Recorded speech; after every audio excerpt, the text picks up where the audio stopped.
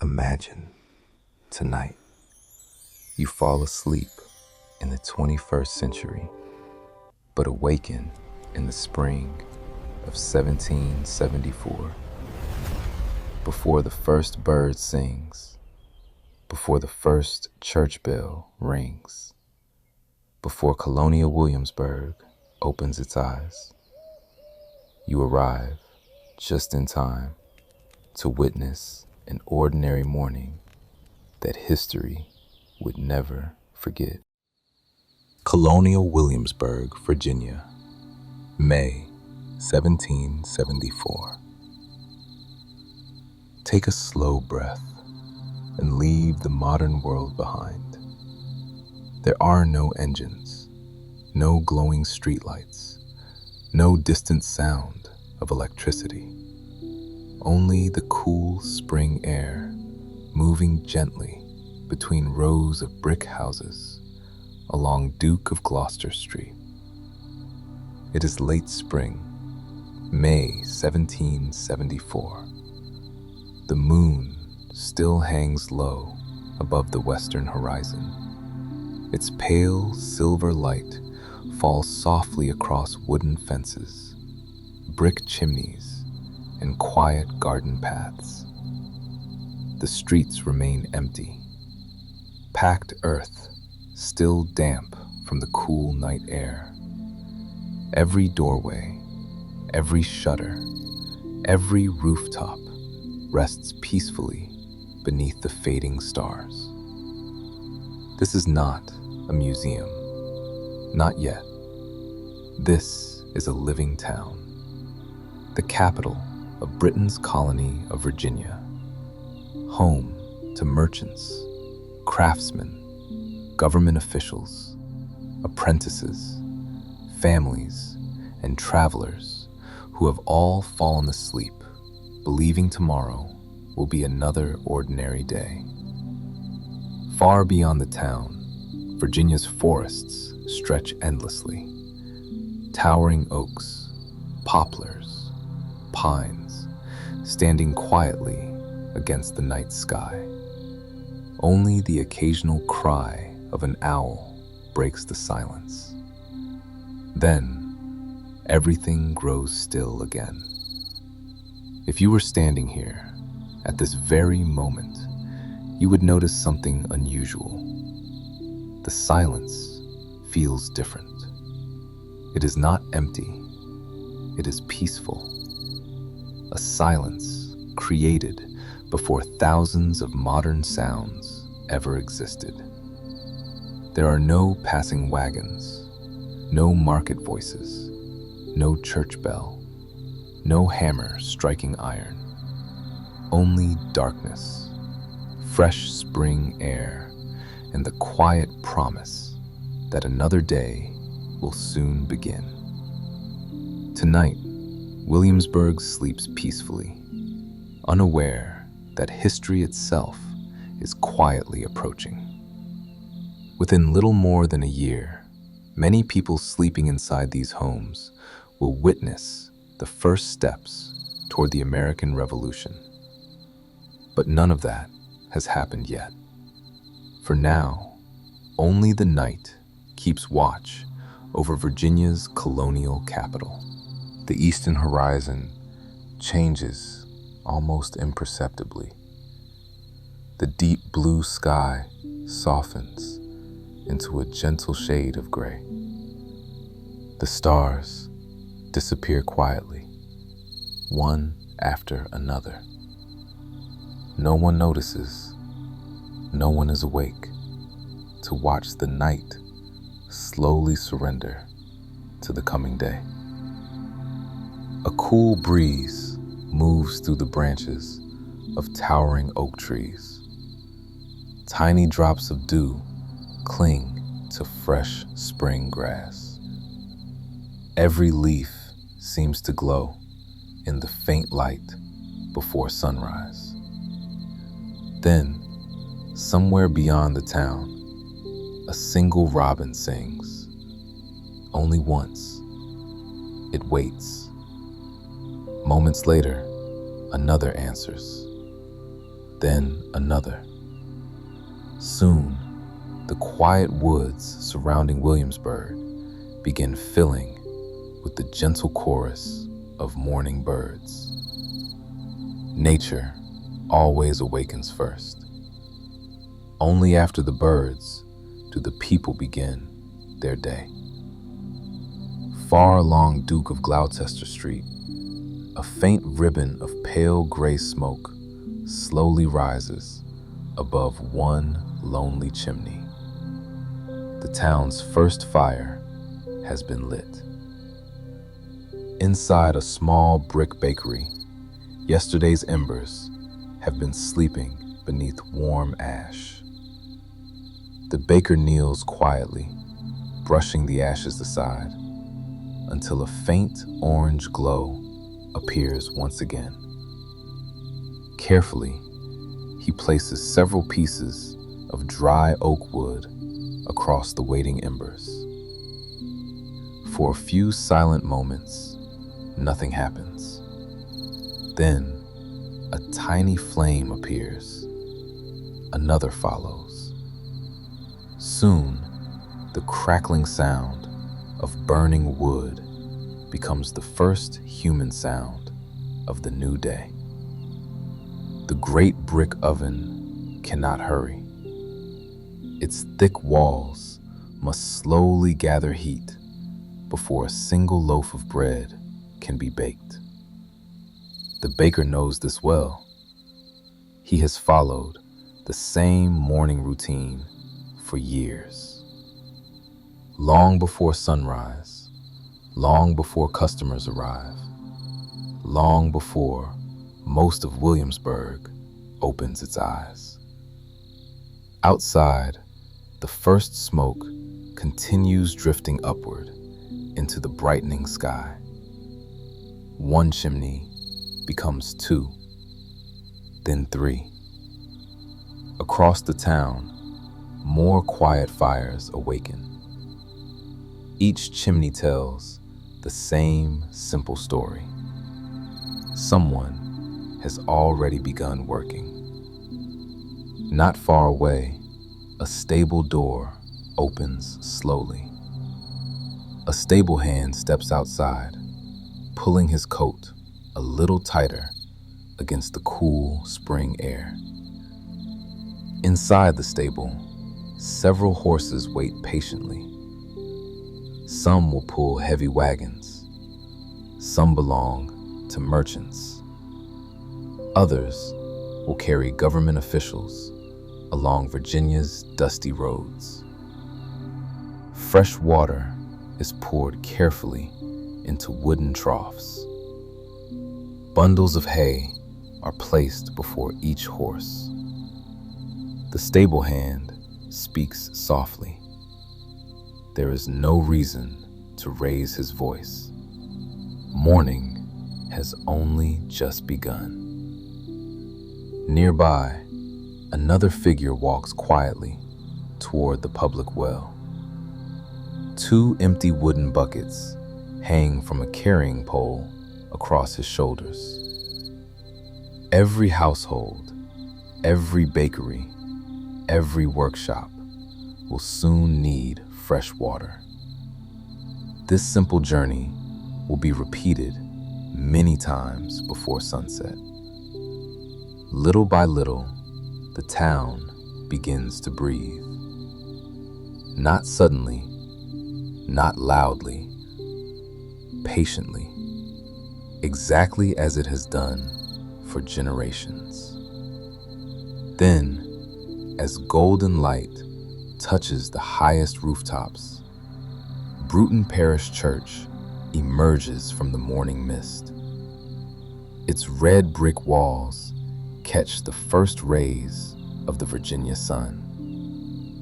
For one peaceful moment, the church stands silently, watching over the town.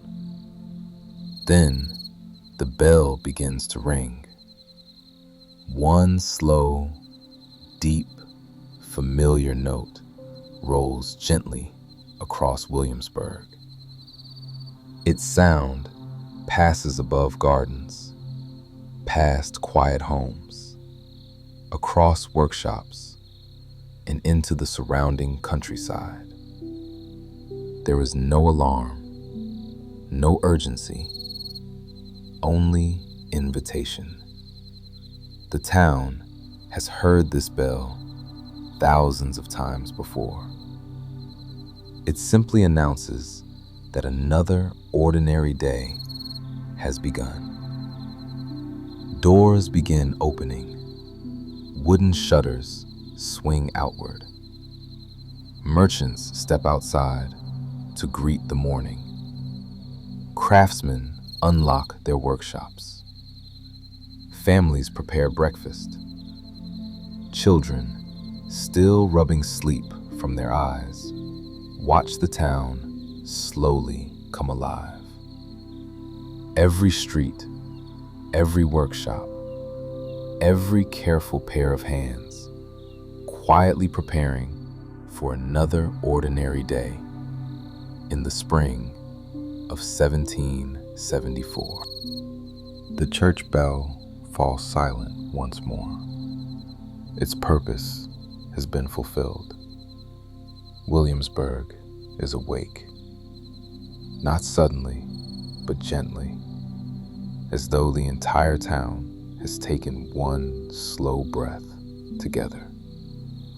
Warm sunlight now stretches across Duke of Gloucester Street.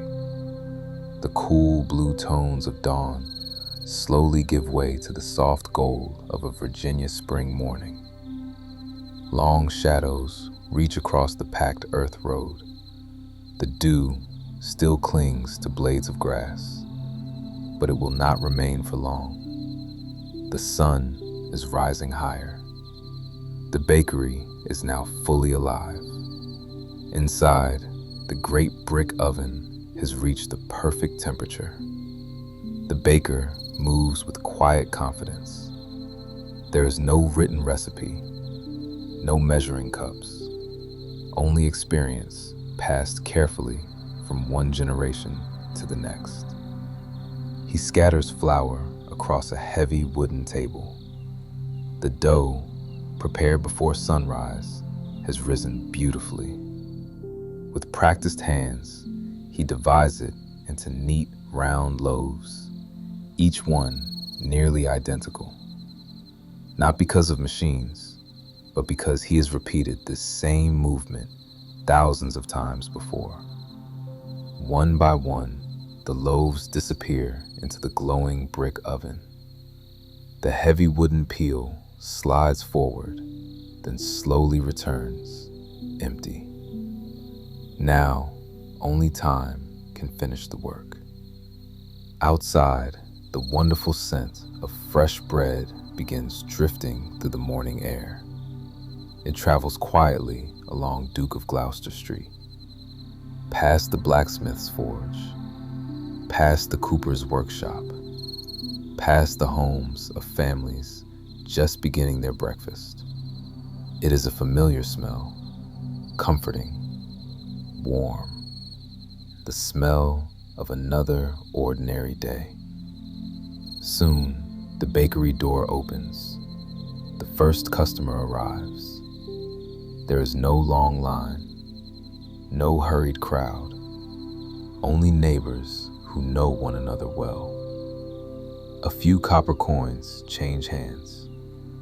Fresh bread, wrapped simply in clean linen cloth, begins its short journey home. In Williamsburg, bread is more than food. It is part of every household, every morning, every ordinary day.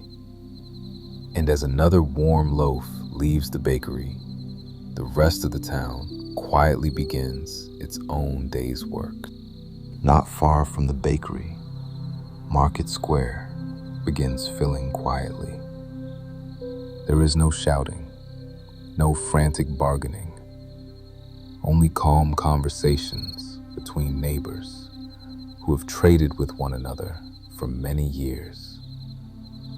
A farmer carefully unloads baskets filled with fresh greens, young onions, radishes, carrots. bundles of fragrant herbs, still carrying the cool moisture of the morning fields. Nearby, another wagon arrives, its wooden wheels rolling slowly across the packed earth. Inside, brown eggs rest carefully inside woven baskets.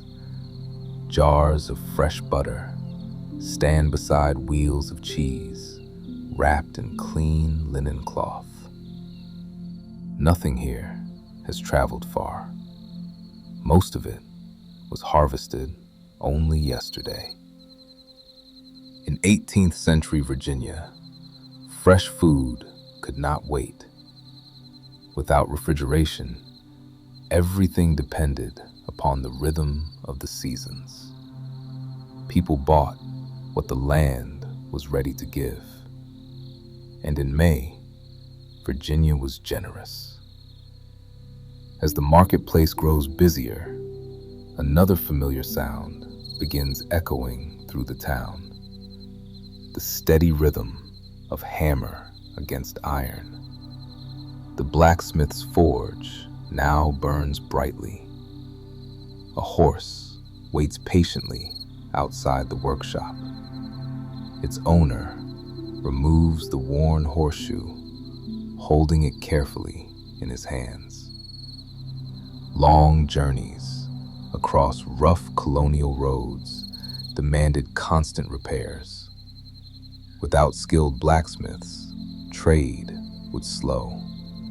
Travel would become difficult. Even government business could not move without strong horses and strong iron. Inside the forge, the blacksmith lifts a glowing piece of iron from the fire. Orange light reflects across his leather apron. One measured strike, then another, never hurried, never wasted. Each movement guided by years of experience. Across the street, the cooper continues building barrels.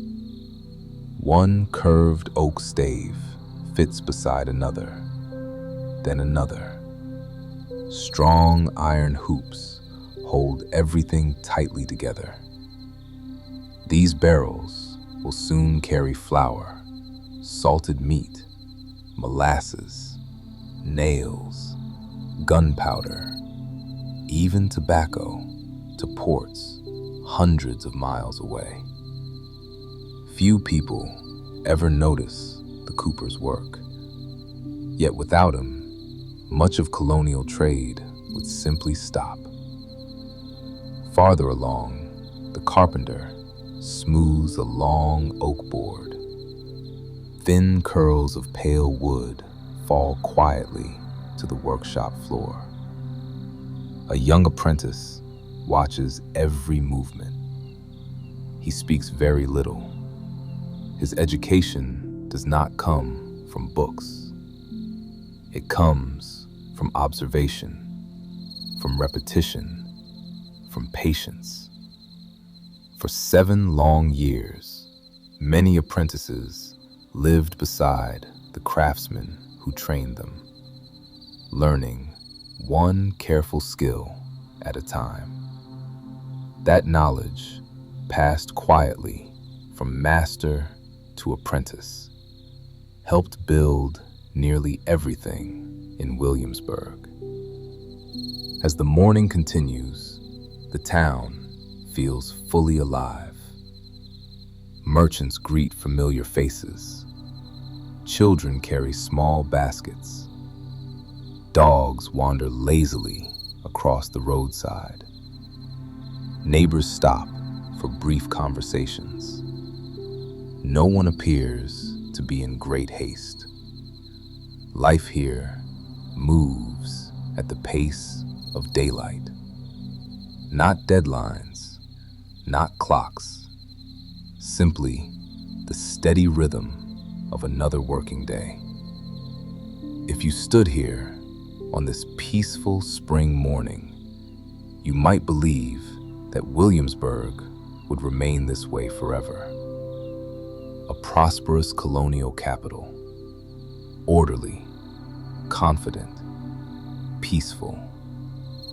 Yet beneath these quiet streets, change was already beginning. Ideas were traveling as surely as wagons along Virginia's roads. Most people could not yet see what lay ahead. But history rarely arrives with loud footsteps. It begins quietly, on mornings very much like this one. And while bread continues baking, markets continue trading, and craftsmen continue working, another story is quietly unfolding inside the buildings where Virginia's leaders gather each day. That is where our journey will take us next. Leaving the busy marketplace behind, the streets become quieter once again. The scent of fresh bread gradually fades, replaced by the clean fragrance of warm brick, fresh timber, and blooming gardens. Ahead, a broad brick building slowly comes into view. Simple, elegant, purposeful. This is the Capitol. Not the largest building in the colony, nor the grandest, but perhaps the most important. For more than 70 years, Colonial Williamsburg has served as the capital of Virginia. From this very town, laws are debated, taxes are approved, land disputes are settled, and decisions are made that affect thousands of lives across Britain's largest and wealthiest American colony. The building itself feels surprisingly modest by modern standards. 2 brick wings stand side by side, connected by an elegant arcade. Its design reflects order, balance, and reason. Values the British Empire proudly claimed to represent. Long before the day's meeting begins, several men already walk quietly toward the entrance.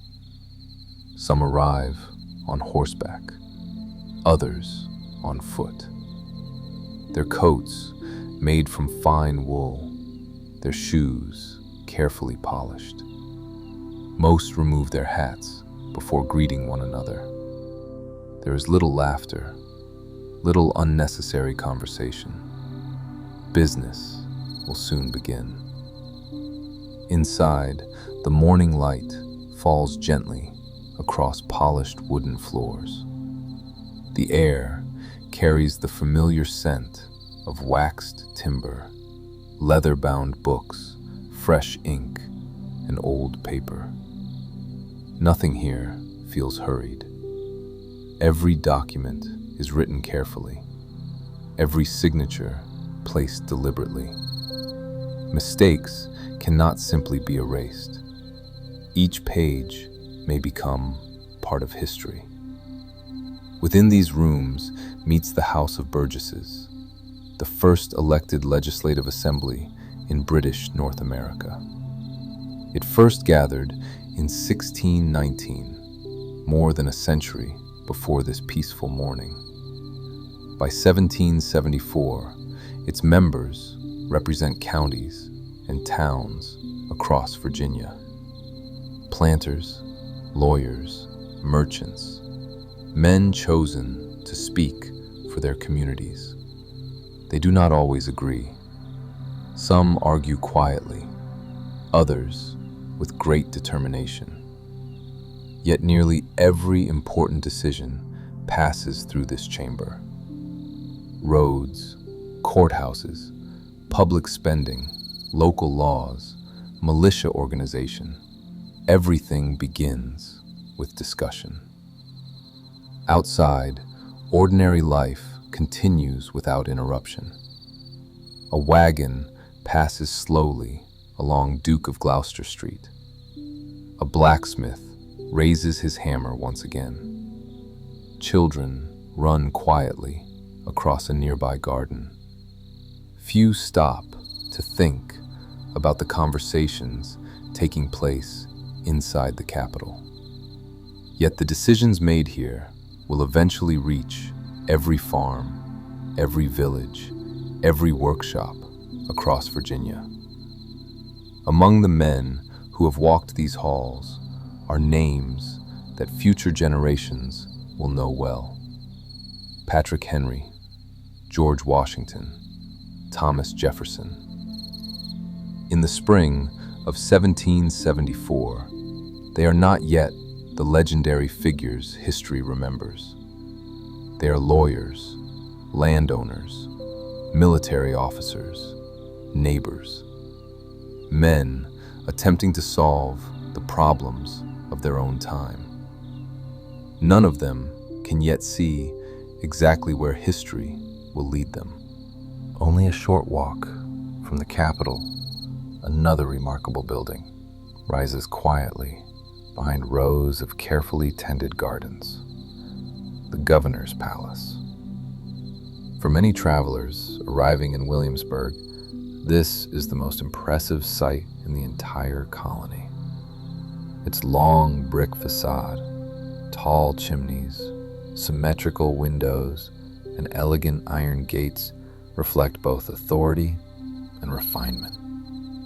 Unlike the modest homes scattered throughout the town, the palace was designed to remind every visitor that Virginia was governed in the name of the British Crown.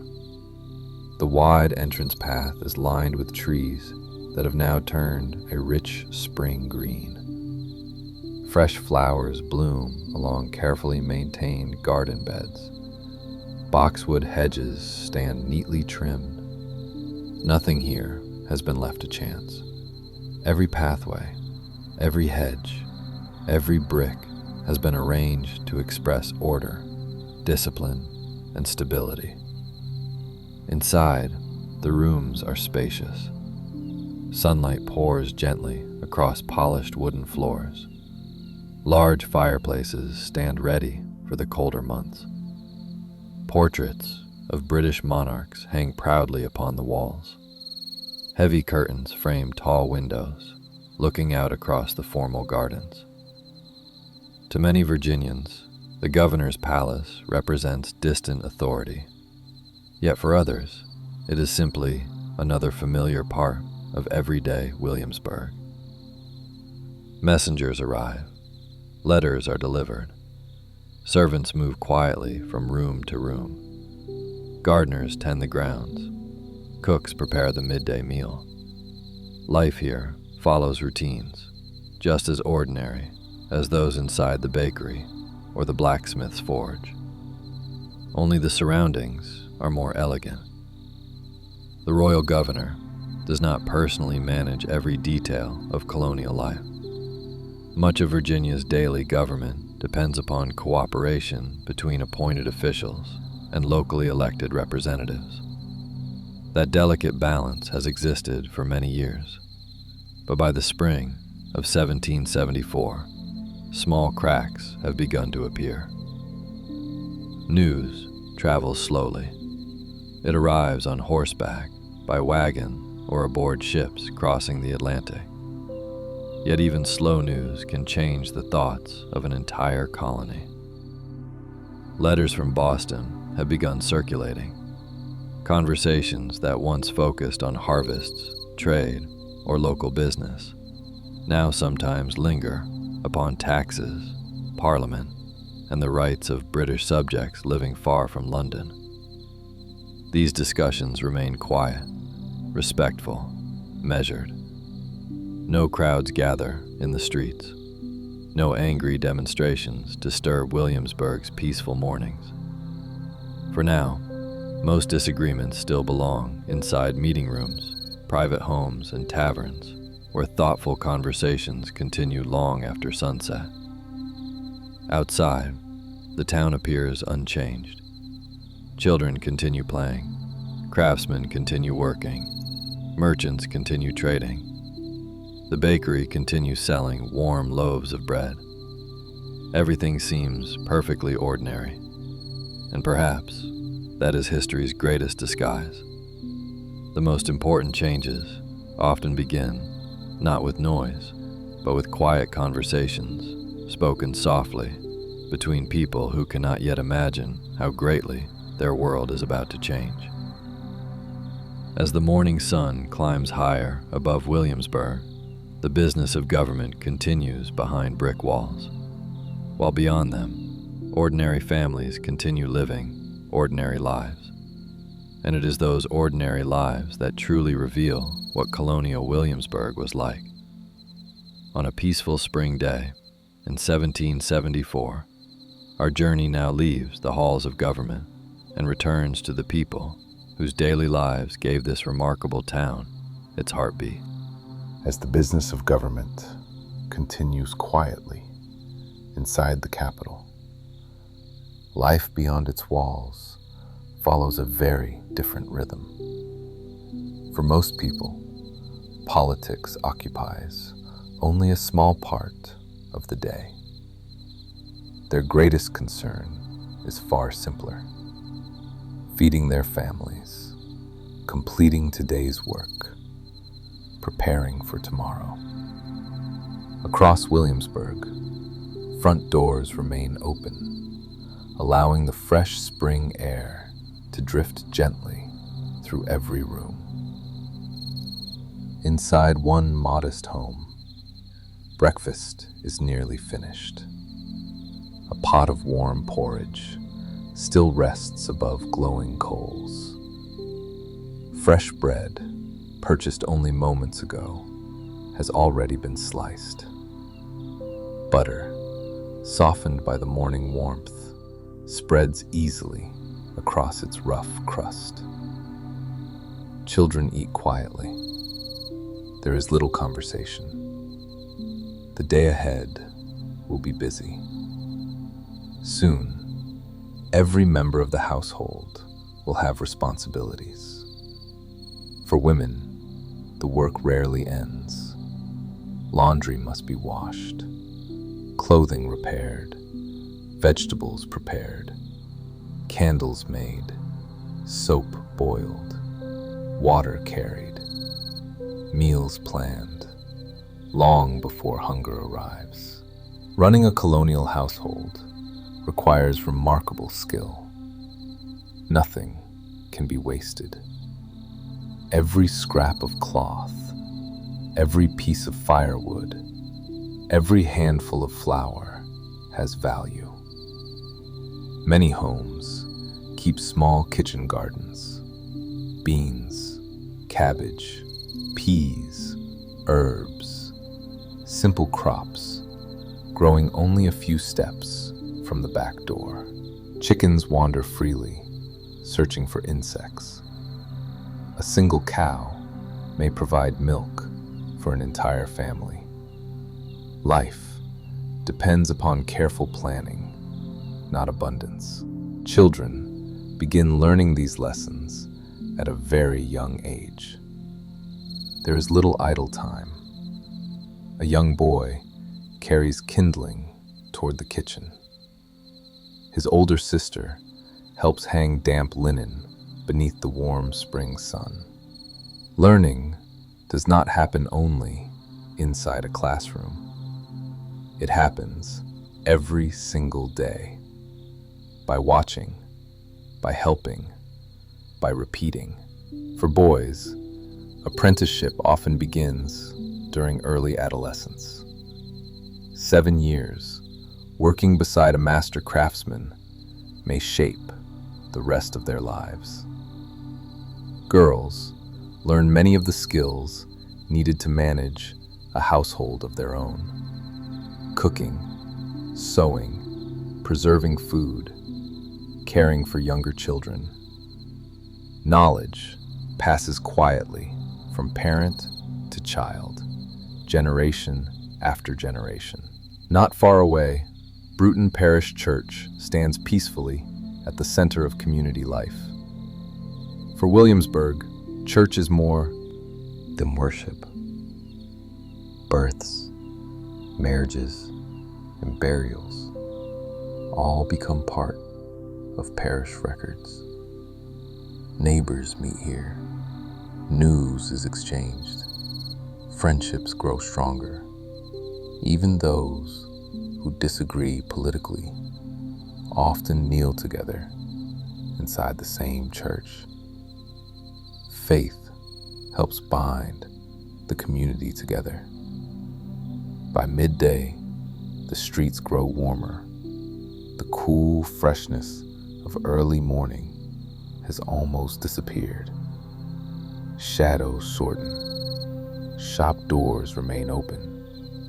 The smell of fresh timber, warm bread, leather, smoke, and blooming flowers blends together into the unmistakable scent of Williamsburg. Travelers continue arriving. Some stay only one night.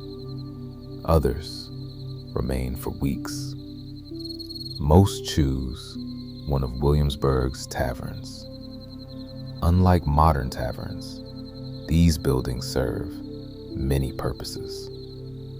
Meals are prepared, rooms are rented, business is discussed, newspapers are shared, letters are read aloud. Important conversations often begin around a simple wooden table. A traveler from another colony may carry news weeks before official letters arrive. Here, stories spread as quickly as bread disappears from the baker's shelves. Williamsburg may appear quiet, yet ideas move constantly from one conversation to the next. And while the town continues its ordinary routines, something remarkable becomes clear. What makes Williamsburg important is not only its government or its famous buildings, it is the people. The baker who rises before dawn, the blacksmith who repairs another horseshoe, the carpenter teaching an apprentice, the mother preparing another meal, the child carrying water home. Together, they create the living heartbeat of Virginia's colonial capital. Without them, the capital would stand empty.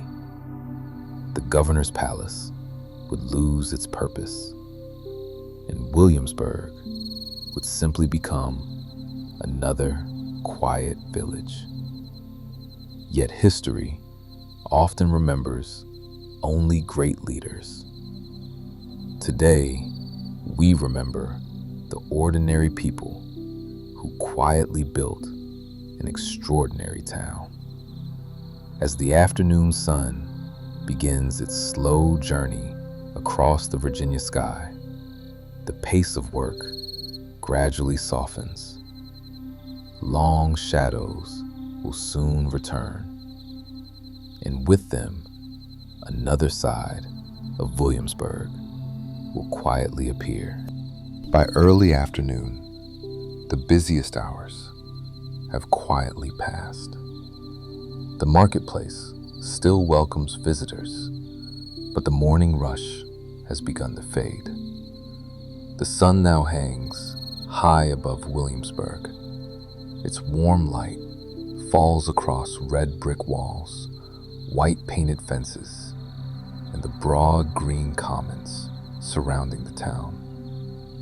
A gentle breeze moves softly through the tall oak trees. Their leaves whisper quietly above the streets below. The air carries many familiar scents. Fresh bread still cooling inside the bakery. Sawdust from the carpenter's shop. Warm leather from the saddler's workshop. Fresh cut herbs drying beside open windows, smoke rising lazily from kitchen chimneys. Each fragrance blends gently together, creating a scent unique to Williamsburg itself. Along Duke of Gloucester Street, travelers continue arriving. Some have ridden for many miles. Others have spent days following rough colonial roads, connecting plantations, small villages, and river ports. Their horses move more slowly now, grateful for the opportunity to rest. Outside the taverns, stable boys lead tired horses towards shaded stalls. Fresh water is poured carefully into heavy wooden troughs. The animals drink deeply, patiently, without hurry. Nearby, the travelers brush dust from their coats, stretch tired shoulders, and step quietly inside the tavern. For many, this will be their first proper meal since sunrise. Inside, the tavern feels warm but welcoming. Long wooden tables fill the main room. Simple meals are placed before hungry guests. Fresh bread, roasted meat, stewed vegetables, hard cheese, ale. Nothing extravagant, only honest food prepared carefully. Conversations drift gently across the room. A merchant speaks about tobacco prices. A farmer mentions recent rainfall. A traveler describes rough roads near the James River. Others simply listen. Every visitor brings news. Sometimes, long before official letters arrive. In 18th century Virginia, information often travels by conversation. Not newspapers, not printed notices, but people sharing stories across wooden tables over warm meals. Outside, Williamsburg continues its steady rhythm.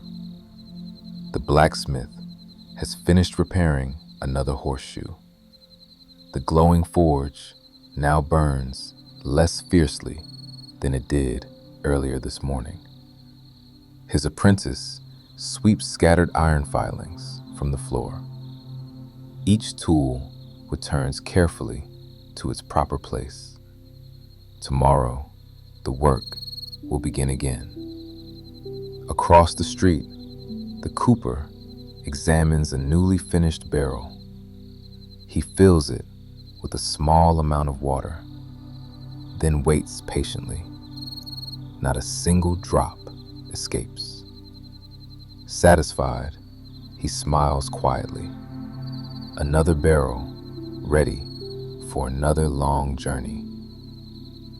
Farther away, children have finally found a little free time.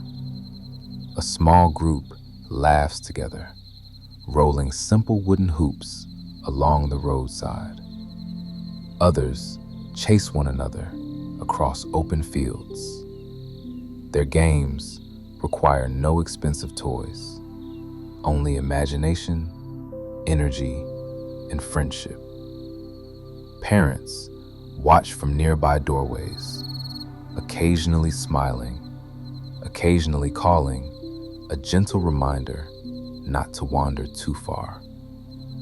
Life feels remarkably peaceful. The afternoon moves without urgency, without noise, without distraction. Only the quiet certainty that tomorrow will look very much the same. Or so everyone believes. As the sun begins its slow descent across the Virginia sky, long shadows quietly return to Williamsburg. And with them, the town prepares for the final hours of another ordinary day, one that seems entirely forgettable, yet one we have been fortunate enough to witness. The afternoon gradually begins to fade. The bright Virginia sun softens as it slowly drifts toward the western horizon. Across Williamsburg, the light changes almost unnoticed. Golden sunlight now stretches across the brick streets. Long shadows reach quietly from every doorway, every tree, every garden fence. The warmth of the day begins to ease. A cooler breeze moves gently between the buildings, carrying with it the comforting scent of evening. Inside the bakery, the final loaves have already been sold. Only a few remain, resting quietly upon wooden shelves. The great brick oven still radiates warmth, but its work is nearly finished. The baker brushes away loose flour from the work table. His hands move more slowly now. The longest part of his day has come to an end. Tomorrow, long before sunrise, he will return to begin again. Nearby, the blacksmith lets the fire slowly die. Fresh coal is no longer added. The glowing forge gradually darkens. Orange becomes red. Red becomes gray.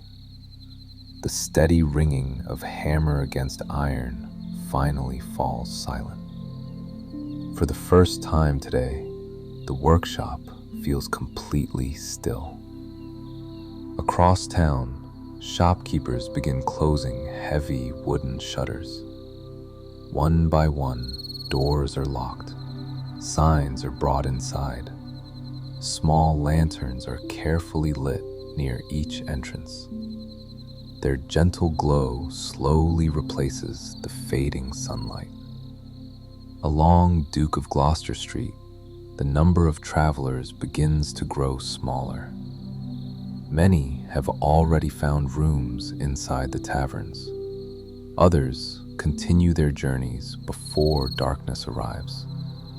The steady sound of wagon wheels becomes less frequent. Hoofbeats grow farther apart.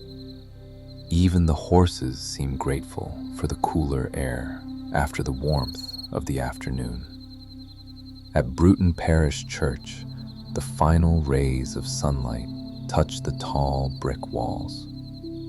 For a brief moment, the entire church glows softly beneath the evening sky. Then, the light slips away. Slowly, the bell rings once more. Its familiar voice carries gently across the quiet town. Not as a warning, not as an alarm, simply another reminder that another day is drawing to its peaceful close. Families begin gathering inside their homes. Simple suppers are prepared. Fresh bread, soup, stewed vegetables, salted meat. Children speak quietly about the day's events. Parents discuss tomorrow's work. Candles are placed carefully upon wooden tables. Their small flames dance gently inside every window. Outside, darkness arrives without hurry. One star appears above the rooftops, then another. Soon, the entire Virginia sky begins filling with quiet points of silver light. There are no streetlights, no engines, no distant traffic, only the gentle sound of insects hidden among the grass. A horse shifting quietly inside its stable, leaves moving softly in the evening breeze. For many people, this silence feels completely ordinary. They have known it every night since childhood. Without realizing it, they are experiencing a kind of darkness that the modern world has almost forgotten. A darkness filled not with fear, but with peace. One by one, candles disappear behind shuttered windows. The streets empty once again. Williamsburg returns to the same quiet stillness with which our journey began. Yet while the town sleeps, history continues moving quietly just beyond the horizon. The people cannot yet see it. Tomorrow will seem very much like today. And perhaps that is exactly what makes this peaceful evening so extraordinary. Night has fully settled over Williamsburg. The last candle burning inside the tavern has grown smaller. Its gentle flame flickers quietly against the wooden walls. The final traveler has climbed the narrow staircase toward a simple upstairs room. The innkeeper locks the front door. Outside, the street now belongs only to the night. The moon has risen once again. Soft silver light falls gently across Duke of Gloucester Street. The same street that only hours ago bustled quietly with merchants, craftsmen, farmers, children, and travelers. Now it rests. A cool breeze moves through the branches of the great oak trees. Their leaves rustle softly like pages of an old forgotten book. Somewhere beyond the town, a whippoorwill calls into the darkness. Farther away, an owl answers. Then silence returns. Inside the homes, families have long since finished their evening meal. Children sleep peacefully beneath handmade quilts. Parents rest quietly, knowing tomorrow will begin long before sunrise. The baker will once again brush away yesterday's ashes. The blacksmith will relight his forge. The cooper will shape another barrel. The carpenter will smooth another board. The market will welcome another wagon. And Williamsburg will quietly live another ordinary day. No one here believes they are living inside history. To them, this is simply life. Ordinary, predictable, comforting. Yet we know something they cannot. Within a little more than a year, the peaceful rhythm of this colonial capital will begin to change. The conversations taking place quietly inside taverns, churchyards, and government chambers will grow louder. The questions will become more difficult, the choices more uncertain. And before many seasons have passed, Virginia, along with the other colonies, will begin a journey toward independence. But tonight, none of that has happened. Tonight, Williamsburg remains exactly as it has always been. A town of hard-working people, warm bread, quiet streets, gentle church bells, children playing, neighbors greeting one another. Simple lives lived with quiet purpose. Perhaps that is why places like Williamsburg continue to fascinate us. Not because history eventually happened here, but because for one peaceful moment before everything changed. Life was wonderfully ordinary. As you leave this quiet spring evening, take one final look along Duke of Gloucester Street. The moonlight resting softly upon the brick buildings, the gentle breeze moving through the trees, the last lantern still glowing beside a quiet doorway. Listen one final time to the peaceful silence of Colonial Williamsburg, a silence that disappeared long ago, yet somehow still survives in stories like this one. Thank you for walking through this remarkable town together. And now, may your thoughts grow lighter, may your breathing become slower, and may peaceful sleep find you as gently as night once found. Williamsburg.